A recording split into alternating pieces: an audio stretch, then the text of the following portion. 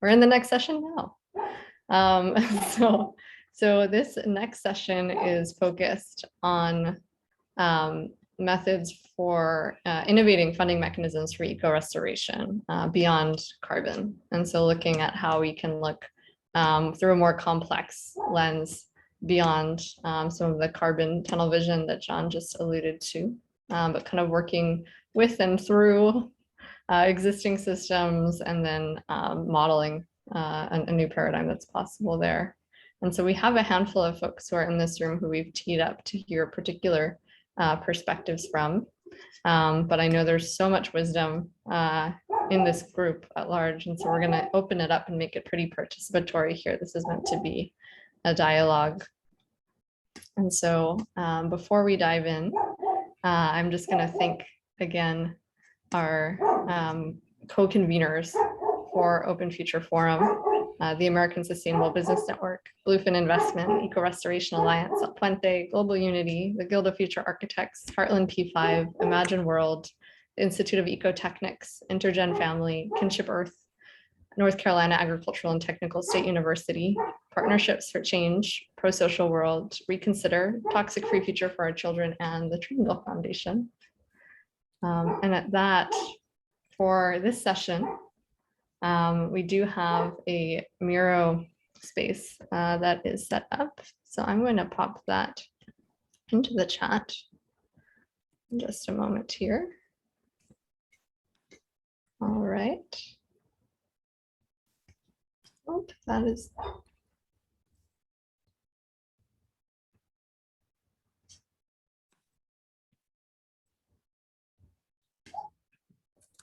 I think I pasted the wrong participant list in there, so I'm going to fix that in a second, but here's the link.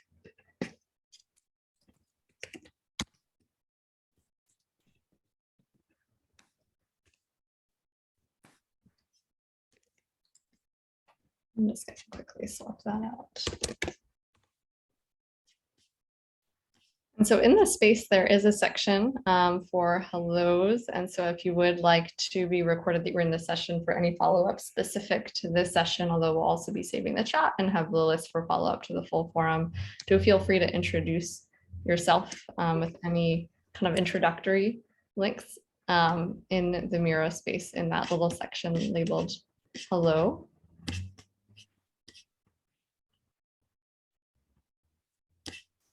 Going to give you a moment there while I also grab this list here.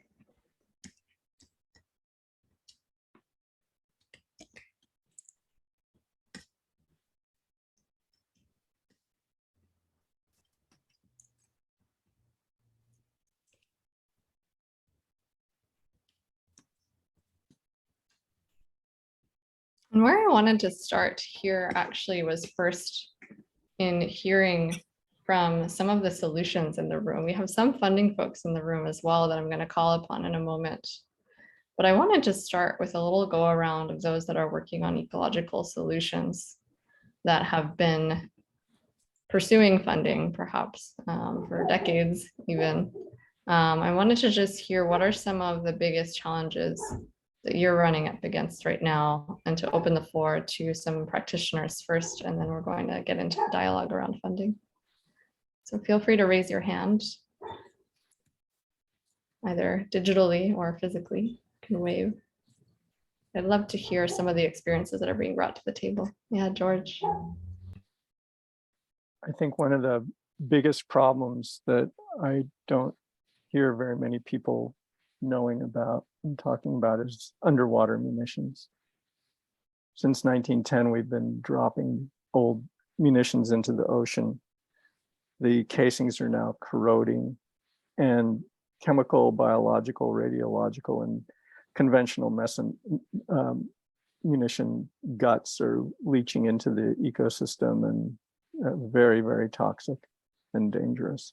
So Terence Patrick Long created the International Dialogue on Underwater Munitions, and I think that that is work that needs tremendous support that is being hidden from humanity as far as being worse than ocean plastic, or certainly equivalent. So that's a big one that needs help. And would you say that Would you say that in particular, because of the sort of unconventional framing of that issue, that there's particular challenges in funding these types of solutions? The big thing is that the governments don't want to talk about it because of the liability of the militaries.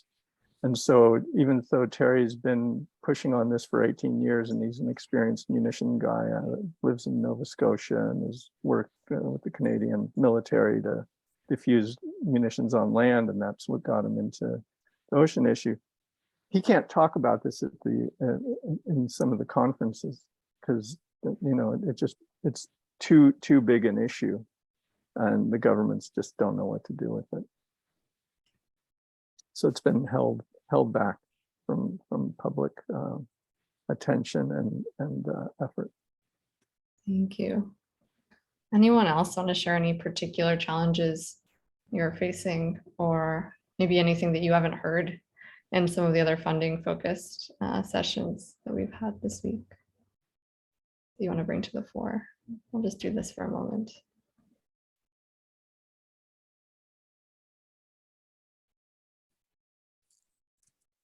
Any frustrations, any particular challenges that you're facing? Everyone, I would just share, like we talk a lot about disaster relief, and the focus of my last several years of life. And I think the confluence of what we describe as disaster relief and resilience or anti-fragility mechanisms, it's a very nuanced form of funding, and one that I feel like we haven't actually figured out yet.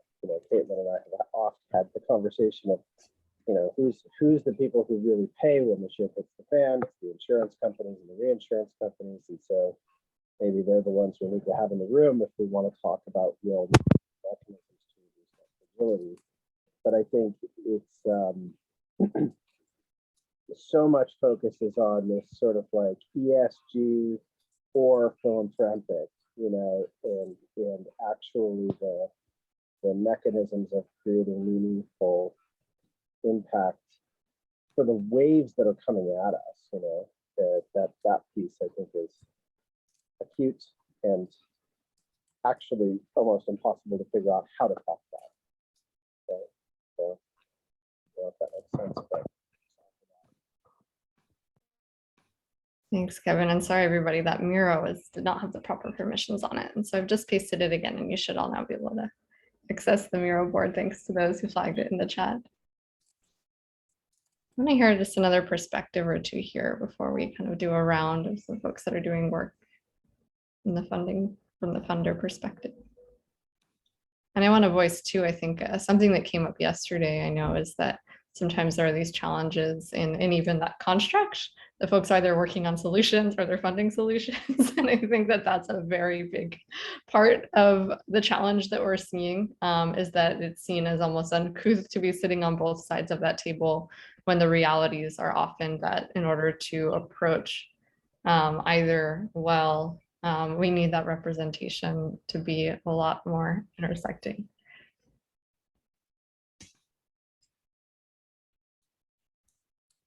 So anything else anybody wants to throw into this space? And then I'm going to call on some particular folks here. All right, George.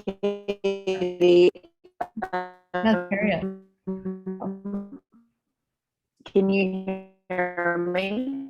You're breaking up quite a bit.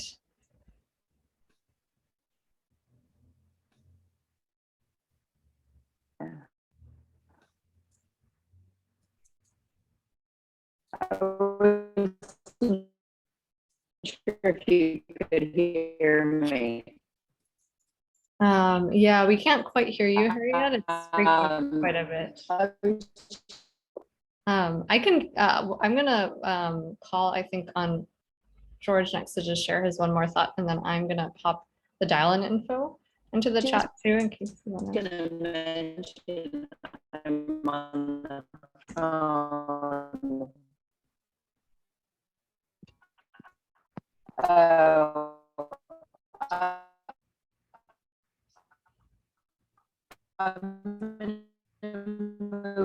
Harriet, I'm gonna send you the dial-in info in case you wanted to try it out. And then I'll add it then. Oh, okay, now we suddenly can hear you. Do you want to try saying that one more time? All right. We may have lost her yet. Okay, George, I think you're our chief pessimist here. So if you want to share one more thought, and then we'll dive in. I think it's the big problem is people don't know what's possible out there. You know, in ancient Asia, the emperor paid his caregivers when he was well, and if he got sick, he stopped paying. We've been paying for what we don't want, and it's become our model of existence, the fear of what we don't want and how we buy peace of mind from it. So I think the people making the decisions on the funding are just coming at it from a position of not knowing what's possible and how the world, as Bucky said, you know, can work. So that's what I'd like to see change. Thank you. And then I just got to chat around and ask to kind of reframe the purpose of this session. Here we're hoping to hear from projects the challenges of funding ecological restoration efforts, and then explore possible paths forward with some who are actively doing work in that space to resource these solutions. And we have some who were already teed up to provide some comment, but we're going to turn it into a little bit more of a roundtable discussion thereafter. And I know, for example, Marcel, I think that you'll be able to weigh in wonderfully here, even though we didn't have you teed up for this one, so I'd love to be able to call on you as well. So I would love to kick things off with a perspective from Deborah Stern from Capital for Climate. We're going to do just a little go round of just 3 to 5 minutes to start on the particular work that you're doing in this space, kind of framing up your solution, and we'll invite kind of the teasing out of further detail as we go into deeper inquiry. But I'd love for you to provide kind of the fundamental pillars or outline of the work that you're doing to give those in the space a sense of what you're working on. Sure, Caitlin. So Capital for Climate is building a intelligence platform and community of investors focused on allocating capital principally in the private markets in the alternative asset space to climate solutions. And our first area of focus has been on nature-based solutions. And in particular, there are 2 main things that we've been doing there. One is we created a first version of an intelligence platform that basically provides a landscape view of nature-based solutions based on the leading research on the context of nature-based solutions as the most high leverage solutions to achieve net zero. So I probably most people in this room know that case.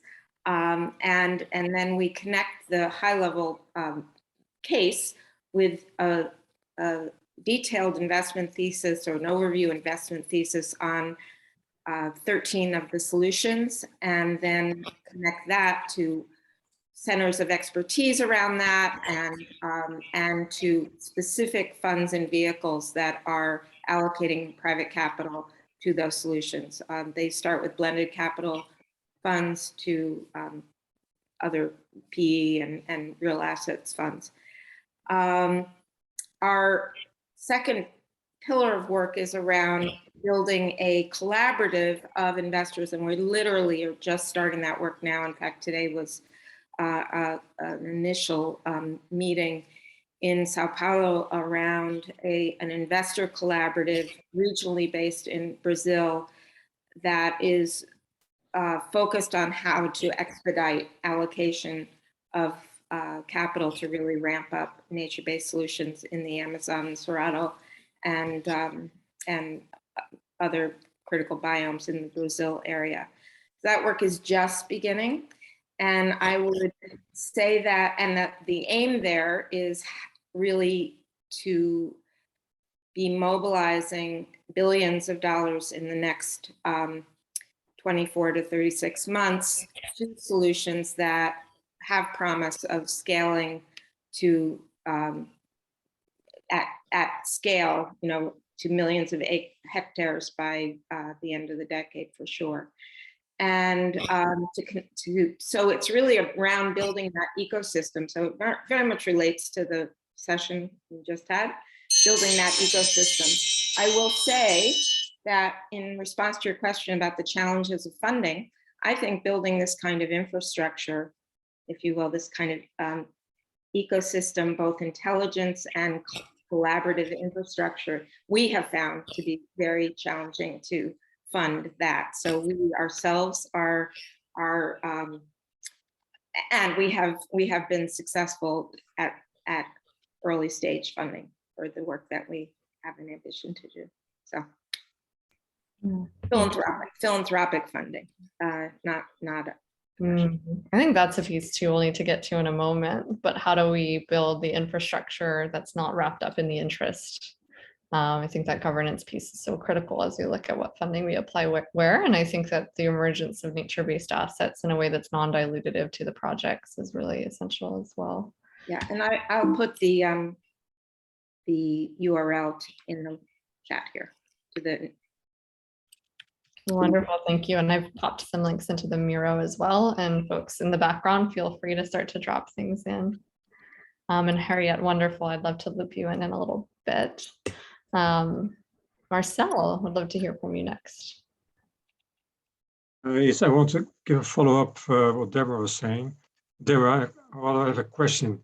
My background is from the institutional investment industry, so pension funds, big money. Do you see an opportunity or possibility to lever the money that you have together with institutional money so that we can enhance the amount of capital? Because from a pension fund perspective, not always the risk return profile is suitable or the scale is not suitable for them. And if you can have a combination of philanthropic money and public money, so blended finance. So what's your opinion on that? How do you think that would be possible? So I've got contacts with the Dutch Development Bank in the Netherlands. I've got contacts with pension funds. So how could we set up a kind of coalition with blended money that so we can lever the project? That's a fantastic question. And just I didn't mention it in my quick overview, but the whole model so the answer is yes, let's talk after, but we are working with international funders to build a collaborative of institutional funders, large universal owners like pension funds that are interested in nature-based solutions, have a growing demand for and have the complaint that there isn't enough pipeline for them to invest in. And there's some truth to that and some not truth. You know, there are some opportunities, but the opportunities don't match necessarily their requirements. So the notion is let's anchor this with the regional investors who really know the market, are already very active in it, are looking to do more, and create a really strong attachment point for these large institutional investors that are looking for opportunity. And at the same time, begin to build a collaborative of those global investors. Do you also have connections in Europe, or is it mainly? Yes, and let's pick it up for sure. I mean, not to where you're talking about, and it's a big world. So yeah, we're connecting with amazingly, there are a number of other initiatives that have already been spawned around this. Principally, you know, in the last year, 24 months, like out of King Charles's, you know, SMI and et cetera, et cetera. So anyway, I don't want to monopolize here, but that's. And thank you for drawing attention to that in particular. Marcel, I'd love to continue that conversation with both of you, and I'm sure many in this room would as well. I will put myself in the ring for a brief moment to say that we as well have arrived in a similar conclusion around the need to take institutional capital such as pension funds and then create the underlying kind of systems of transparency and governance on the community scale so that we can take these larger pools of capital and then pollinate them in smaller packages than where necessarily the funders are currently have the capacity to bend But if we have the will and the way to provide the adequate reporting for these larger amounts of funding and for these more institutional funders, then we believe there are ways to break through some of those barriers. So looking forward to learning more about the work you're doing there. To that end, I'm going to hand it over to Chid Liberty on some of the work that you're doing in exploring funding water. Amazing. Sorry, my connection has been a little bit unstable, so I hope it makes it for this session. Definitely great to sit in with everybody, and thanks for the invite, Katie. I'm interested at the moment, I think, perfect sort of lead in, both from Katie and Deborah on, how to unlock institutional capital in order to fund projects that I think are high impact. I think the project that you led in with, Katie, is really around specific clean water, particularly in water scarce regions of sub-Saharan Africa. My wife is from Burkina Faso, and she has been trying to solve the water access within Burkina Faso issue. And, after she had a really ridiculously successful event a couple days ago where she raised about, $1 million for those projects, but me having a little bit more of an institutional finance background started wondering, well, why aren't we scaling this? For instance, these kind of projects, infrastructure projects generally in West Africa, throughout the continent of Africa and throughout the Arab world, actually have higher repayment rates and lower default rates than you'll even find in the US or Europe or anywhere else. So why aren't we unlocking institutional capital to fund those projects? And so we've put together what I think is a pretty interesting kind of project that blends, of course, donations and grants with guarantees, with lender dollars all together, with the donations and grants sort of serving as the equity in the deal, or sort of the highest risk capital, and then 2 other tranches of capital that we think can scale quite quickly into the billions. Sorry, I'm in somebody's office doing the call, so there might be some background noise. But with this type of project, we again see the problem that I think I'll echo, which is that there's a lot of capital that wants to fund these types of projects. It's generally multi-billion, if not larger funds. And so how do you then package these in order to make sure these projects, in order to make sure that you can actually sell into those funds? Thank you, Chid. Let's see. I suspect that Chris Self might have something interesting to comment here, so I might put you on the spot next to build upon that. You still here, Chris?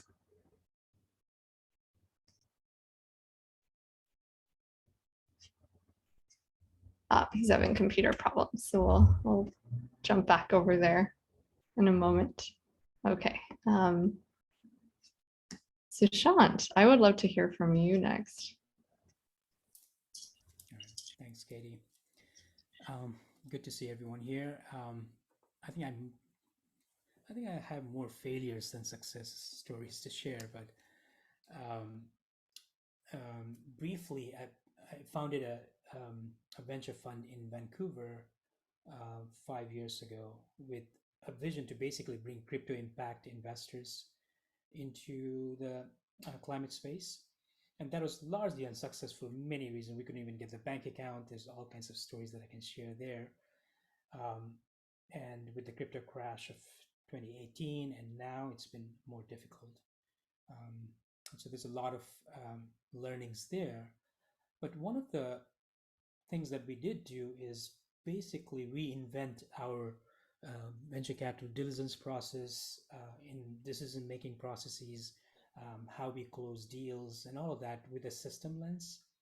It's basically looking at a deal, not just as what kind of problem, climate or any kind of social problem that they're trying to solve, to looking at what are the systemic issues that they're addressing as well. This was successful up to a certain point, but the learning there was we quickly realized that it's harder to communicate to investors, and most investors don't really care about those kind of things, about deeper systemic lens and all of that. I think that's changing a little bit, but one of the challenges we had to put ESG logos and UNSCG's logos into our capital raise strategy and all of that, and I think there was largely inadequate, but we still had to do it. And I'm sensing there's been a pushback. You must have seen Strive Asset Management by Vivek Ramaswamy, who's sort of pushing back on ESG and UNSDG kind of funding and taking it back to shareholder primacy, back into the 70s model of investing. So there's been a lot of pushback as well.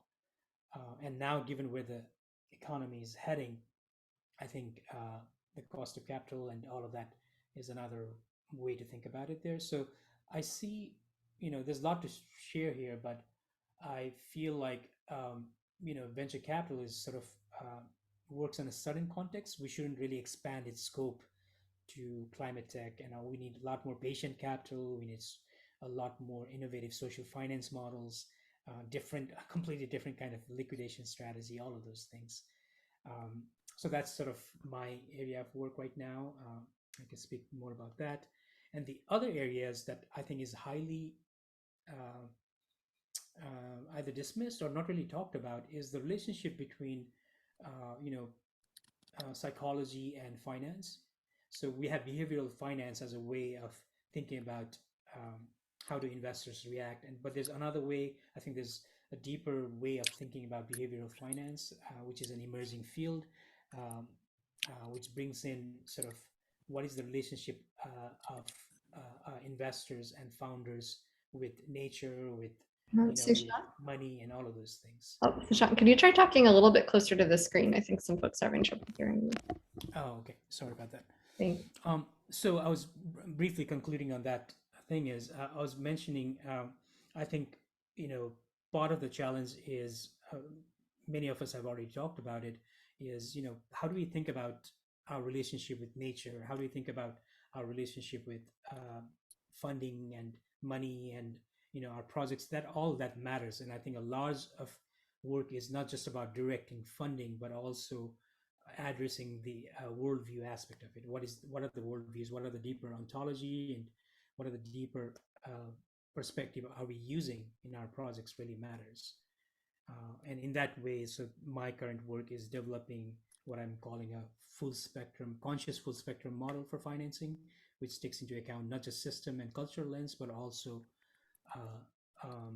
an individual's perspective and values into account when we invest. So a lot to share there. Yeah. Thank you, Sushant. I'd love to hear next then from, I believe we have Harriet teed up. Harriet, do we have you back?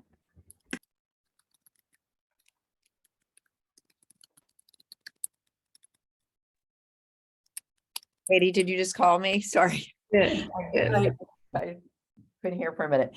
Yeah, I was going to comment on, and actually, interestingly enough, I think, I'm not sure if it was a TOSA or someone who mentioned this earlier, but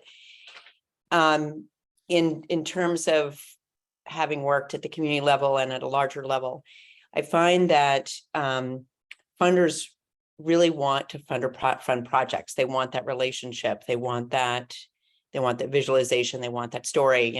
You can go on from there.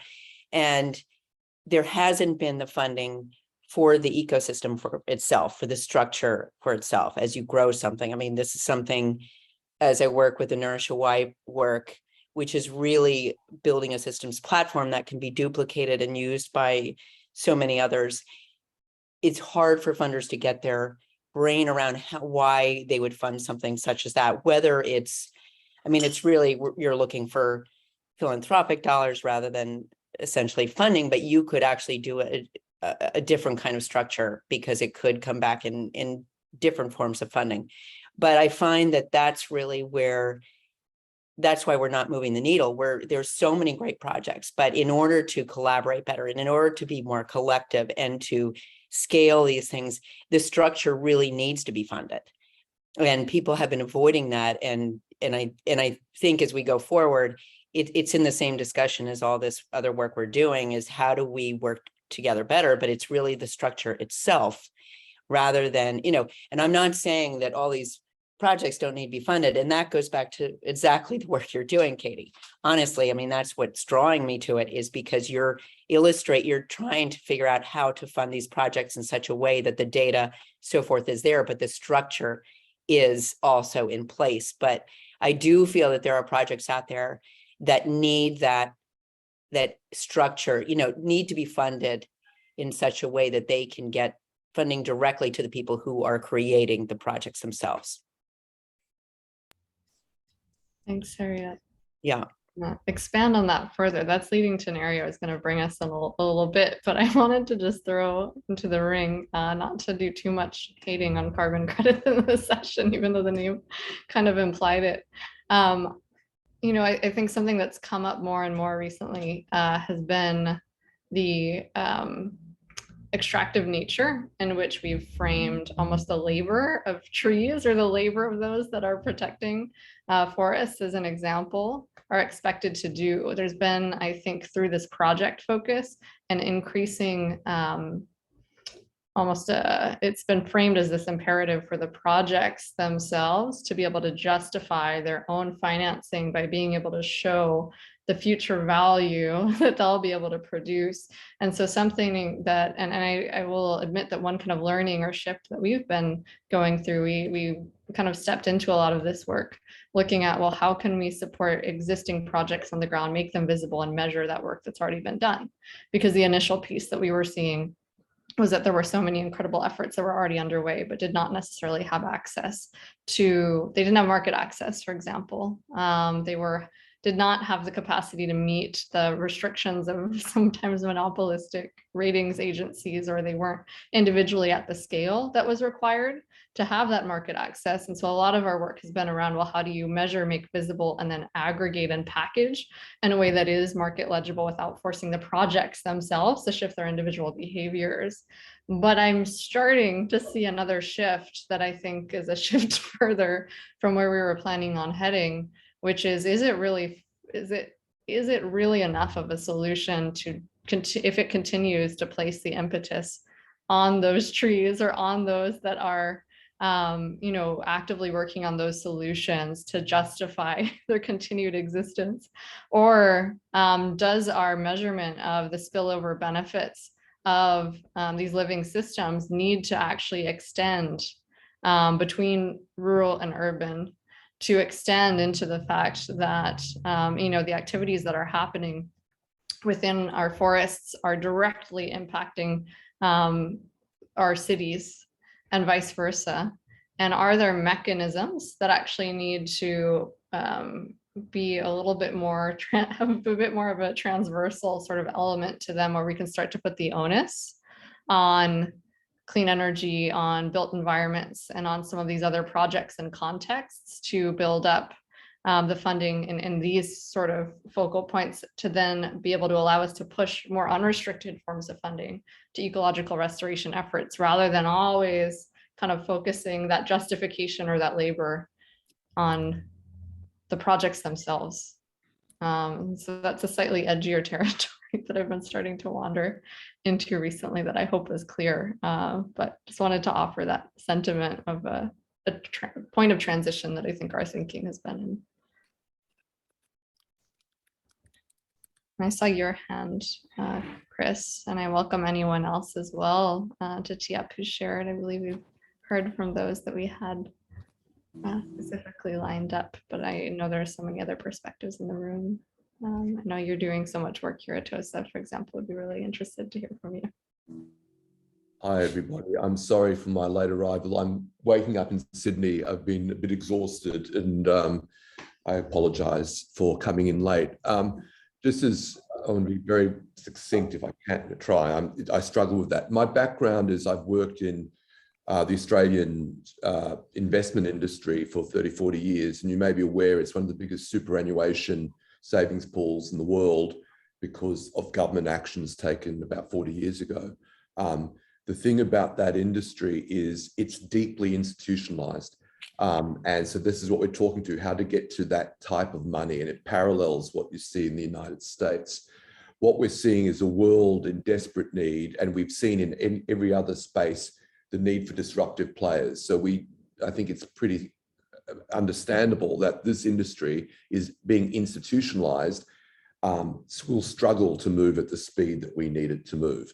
That doesn't mean we have to engage it, and there are ways to engage it, and it wants to be engaged, but it is struggling with its own struggle at the same time. And the rules, so it's very deeply rule bound, regulatory bound, and so forth. And there are a number of hurdles. And Katie, and you've named a number of them. And like any other industry, it's not homogenous. There's a degree of heterogeneity within that rule framework. So the thing is to find early movers, to find seed funders, and it will snowball and it will move quickly once it moves. So I don't want to take too much time, because I could run a whole session exactly on the functioning of the system and how to engage it. But we're here, Bluefin is working with Katie, with Open Future, and all of you. I look forward to the opportunity, if we can set up something in conversation. I want to hand over to other speakers, but how you deal with this situation, there's a strategic way. We need to work together, but all the elements that have been said are true. It's about giving a common language, shared data, etc., so that we can aggregate and get the stuff to the industry. The industry wants to be reached to. So the good news is right now, and I'll end on this point, interest rates are going up in the world because we have not invested where we need to invest. And as a result of that, what you're finding is money is leaving old areas, and there's a collapse in asset values there. But money is looking for ways to diversify, to save the world, yes, or in its crass language, diversify risk. So just as in a simple mathematical model, it needs to come to where we are as a risk diversifier. So we need to stage the topic. Even technically, we can frame it in that term, and it will come to us. And that's the job that we have to do together.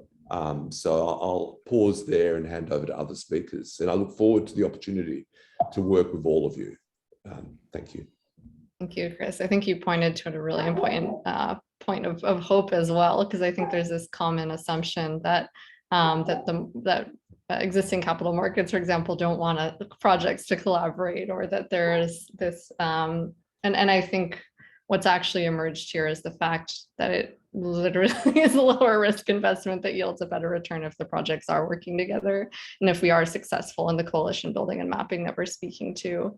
And so I think that's a really interesting convergence point that will be really helpful on that path forward.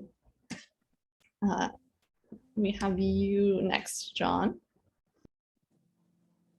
Yes, I just wanted to say, Katie, that you're hinting at a future direction having to do with joining with the cities. I just want to point out that the liquidity of water is worth thinking about. That in many cases, it is mountains and forest ecosystems which generate the water that cities depend on. And water is going to become really valuable. And so literally thinking of water as a product and as restored ecosystems as the factory that generates that product may be a model that can be sold to municipalities or water vendors. Thank you, John. There's definitely a thread to some of what Chid had shared, and definitely I think you're assessing that direction accurately. Really curious to explore further that way. Over to you, Greg. Thank you. I'm struggling to find something that doesn't sound obvious or already said. Yet what you just said, John, around the example of water, and think about a water foundation that both has grant making and investment in their corpus. And this is something that Daniel and I, you and I, Daniel, talked about with grant makers and investment groups inside of foundations trying to achieve the same goals, and looking at the nature of the investments and the language and the structure of how to identify where money moves with packages or grants or investments or equity or debt. These are all different priorities and different movements for capital. And then there's different decision-making tools and languages that have to be bridged, even inside of one organization, where the grant makers are over here, but the investment groups are over here managing the capital and the markets. But then having to look at how do we bridge those incentives to actually look at context and community and redefining language are some of the obvious challenges in the financial management community.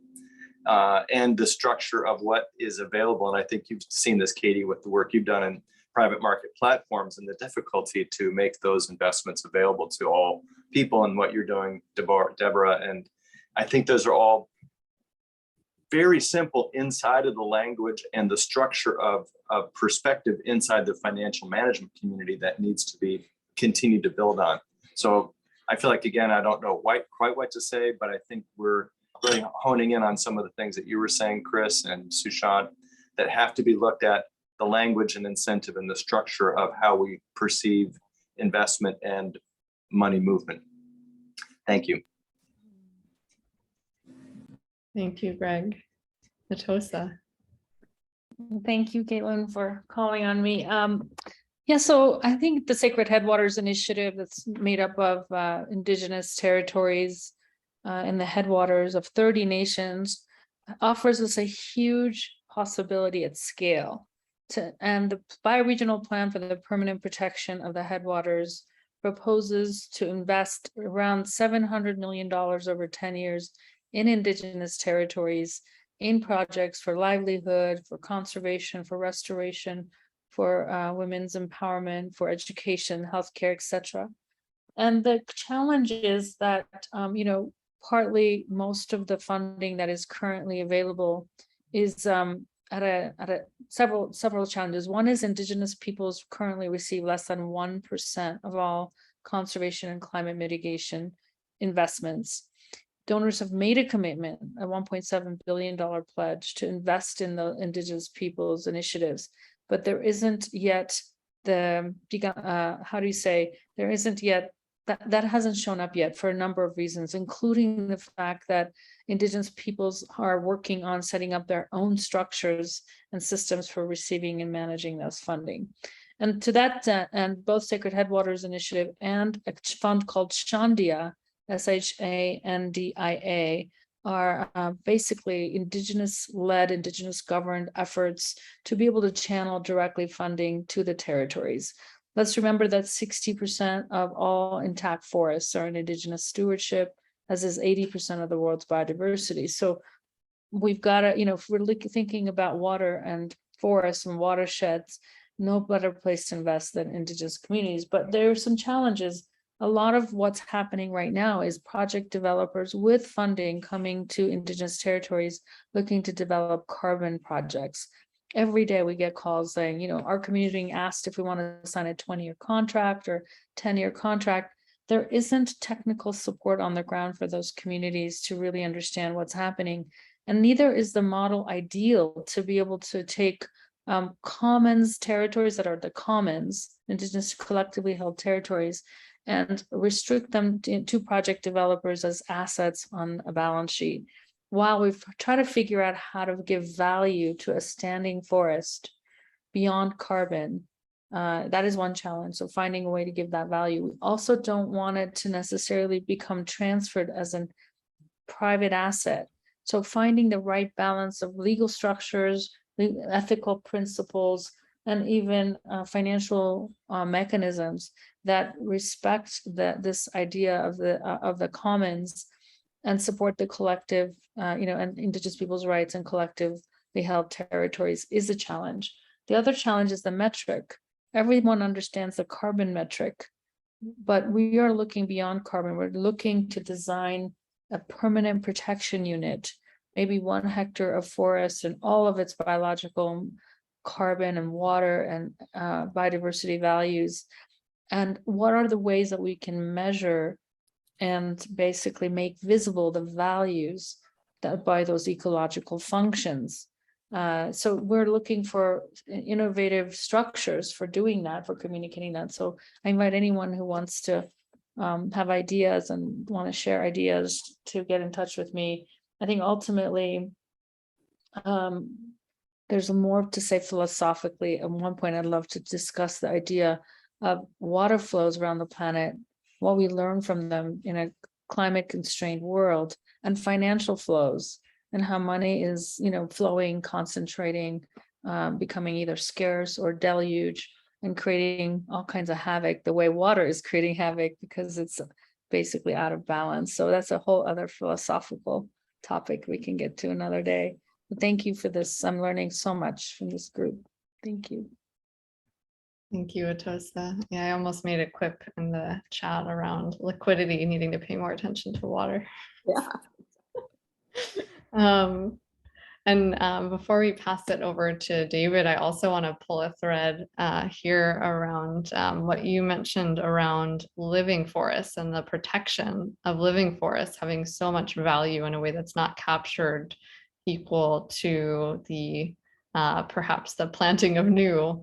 Kind of like in our conversations on civic infrastructure 2 days ago, there was this conversation around, well, repairing existing buildings has so much less of an environmental impact than the building of new ones, and yet there's so much focus on new build, and that draws me to another conversation that's been in the space around the value of agricultural land at such a higher rate than restoration land, and the problems that have emerged there. And I'm really curious, maybe Charlie, just sort of planting a seed to have you speak a little bit around that and the work that's come up with the Center for Regeneration, if you want to put yourself in the queue there.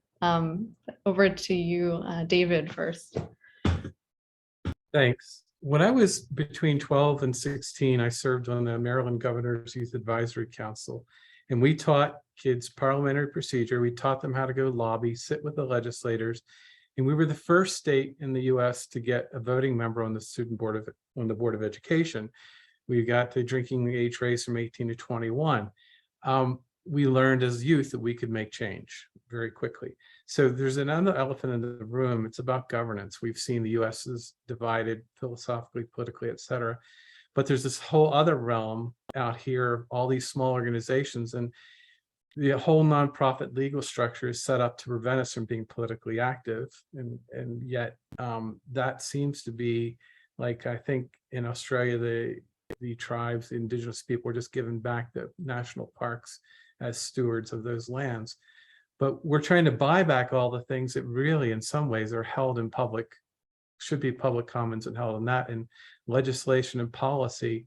I'm hoping there's some way we can have representatives, like for people who are out in the things, like you represent a tribe of 500 or 5,000 indigenous peoples, and that has a weight versus your single vote because you're in the city and you can go vote. But if we can change our representative democracy, not to elect people of our territories, et cetera, but to have people consent to represent a group of people or a piece of land or something. I hope somehow we can architect new governance systems that give voice to things that do not have a voice now, that need a voice, to shift where the big levers are and weigh trillions of dollars that are already being spent. That's the question I'm living with, and I'd love to invite conversations one-on-one with any of you around that. And yes, please, let's have conversations about that. I think you'll love, there's a discussion happening later today on restoring planetary reciprocity and rights of nature. And so I think that will certainly be voiced this afternoon too, if you want a space to continue that conversation. Thank you. Does anyone feel called to jump in next? Charlie, did you still want to be put on the spot there, or? Yeah, I'll jump in for a minute. I just dropped something in the chat there. Katie and I have been working on the Center for Regeneration, and it's really the essence of it is pairing in-kind investments from non-federal sources, like a lot of the folks in this people are already doing, spending their money on these causes, with alignment of public sponsors that have the ability to get those matching funds, but it requires the ability to facilitate cooperative agreements with third-party facilitators, which is what the core essence of the center's work will be, and what we've been putting together with Katie here on how to facilitate this at scale across networks like this. For education, those dollars exist, but those dollars exist for carbon. Those dollars exist for water. Those dollars exist for water systems, roads, bridges, schools, hospitals, everything imaginable. And it's a matter of funders being able to, fund the impact so that the teams can get together to do the right work from the facilitation to put together the cooperative agreements. And just here alone, I just posted a link in there. I think the EPA's got $30–40 billion to replace water plants this year. They'll be lucky if they get 15 million of that spent, because they require a local dollar in a local community to pull that down. And the strategy we've been working with is working with local lenders and CDFIs to park funds in them to then unlock them and turn them back into local dollars. I mean, let's face it, they were extracted out of these communities over decades and the last 2 centuries and gone abroad as well. So, it's going to take this kind of radical collaboration, but it's not that radical. I mean, we're all sitting here right now doing it. So I don't see it as radical anymore. It's just a matter of taking the leap and doing it and having the will. We have the technology, the resources, and the people, but that's the work we'll be getting into. I don't want to dominate the time here, but, and specifically that money goes to, the cover crops and the water that goes into the ground. But also when people are valuing carbon, for every, ounce of carbon, there's so many ounces of water that also gets filtrated and stays in the ground. So there's all these added benefits too, that if we can really start to build up the calculator that get beyond the greenwashing of carbon credits. And but specifically on these water plants and the water infrastructure, the majority of our towns, water systems were built in the 30s and 40s, and they should have been replaced 20–30 years ago.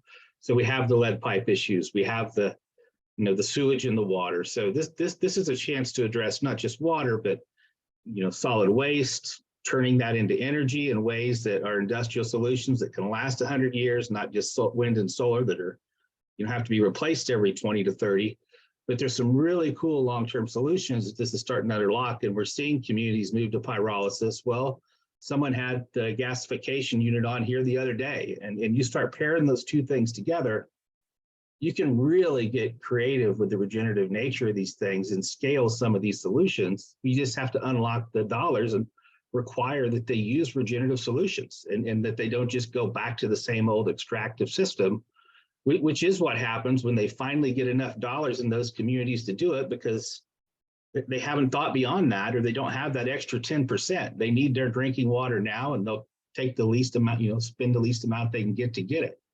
So it's to me, water is the key to this. And I think the future, we start looking beyond, if we're really trying to create a hard coin, it's not just carbon, it's carbon, water, and energy, because that's what makes the carbon, that's what creates a carbohydrate, and that is life. And that is the essence of what we're all trying to solve here. Now, what that looks like, who knows? But that to me is the coin. It's all of it. And does it create life, or does it detract?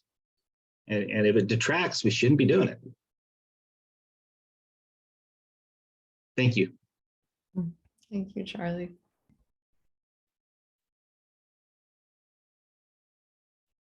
I'm going to pause here to see if anyone who's been quiet. Just a quick note on Deborah's question is what do we think is water as a product? This idea of water as a human right and water as a commons, I think is a framework. But then the question is, how do we help create structures of stewardship? And structures of stewardship we've had in the case of California, for example. We have the water boards, and we have the local water commissions, and we have this idea of watershed management and watershed protection, utilities that help to regulate and look after. I mean, California just passed a really amazing piece of legislation, which was authored by recently passed away, a friend of mine who recently passed, which basically said before governments can build massive infrastructure like dams and canals, they need to ensure water regeneration and water supply sufficient in a climate constrained world, which will help to really put a kibosh on the kinds of water projects that can be ecologically devastating. But anyway, those are just some thoughts I had on Deborah's question. Yeah, I mean, there's it's been this whole conversation, I think, on some of the threats of the commodification of natural resources if we don't have the right governance structures in place. So thank you so much for raising that. Chris, I see your hand. David, was that your hand from before? I just want to make sure because we had okay, perfect. I just wanted to pick up Charlie's point, and to draw together two ideas. So Charlie, when you talk about it, either it helps or detracts. I mean, that parallels obviously the conversation in the circular economy movement. So in a sense, we're talking about circular or biosystems. But what I want to say with respect to governance is the model, as I see it, is that in the past, we relied on government to be the holder of the social contract and also the compendium of data. What we're seeing now is that we have the opportunity and the need to work in a new manner whereby we collect the data around the circular economy, what the values are and what's going to be created. So we understand in real terms what's going on. And then in parallel with that, we can start exploring both how we bring in capital, the governance and so forth. So one of my colleagues in Australia talks about impact regulation as an aside, which is really interesting to look at. Find if we change a piece of regulation, what is the change of impact in terms of our ability to realize the underlying value? So that's a whole area of analyzing the leverage points in politicking for changing rules and what uplift we would get to capability from doing that. Now, we can do that if we have this shared space of a common understanding of value creation, and we can use that both to work out the impact of regulation or bad regulation, or how to lobby, how to draw money into the finance system. And so it's a complex system project, but it parallels the organic systems of the circular economy. So that's all I wanted to say. Thank you. Thank you, Chris. And also celebrating what Caroline just shared on the chat. I love the work you've been embarking on with Humble Funding. I'm going to pop that into the Miro. Deborah. I just wanted to follow on to that comment, Chris. I think that there's actually a fair amount of organizing happening in the finance sector to actually lead the policy change. It's always this catch-22 that we see in many areas where everybody's waiting for the other guy to lead, right? And but there is a lot of organization going on. I mean, in some respects, on the traditional finance side, to push for policies that would make it more possible to invest now, according to the commitments they've all made around net zero. And then on the government side, they're looking for investors to show up and say, if we do this, you will follow. So it's a catch-22, but that's a classic systems problem, right? Yeah, can I just jump in on this? What we're seeing is in the UK, a failed state, and right now, and what we're hearing is, and some of the people associated with this conference are dealing with civic work projects in Scotland and other places, whereby even the politicians now know that they need to start moving toward exploring community because the old model is failing. But and traditional money, as you know, you've said, Deborah, completely agree. They are looking to, there is experimentation taking place, and policy will follow. And it will follow in part because the money's going there, and the crisis is now completely manifest in certain economies. And the UK seems to be an epicenter of a storm right now, which is interesting.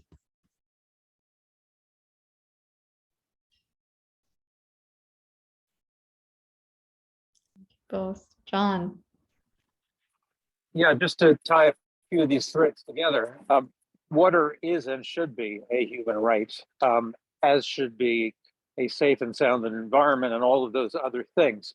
The notion of water as a product is not actually incompatible with that. I think in the past we have looked to governments to provide those human rights. And so governments pay for water, either through infrastructure or something else. Finding a way to make that a sensible investment on their part is, I think, the challenge if we're going to try to harness world capital. The problem, of course, is that governments have been co-opted by profit-oriented organizations with a very short horizon. So for that, I do not have a prescription, but there's my diagnosis.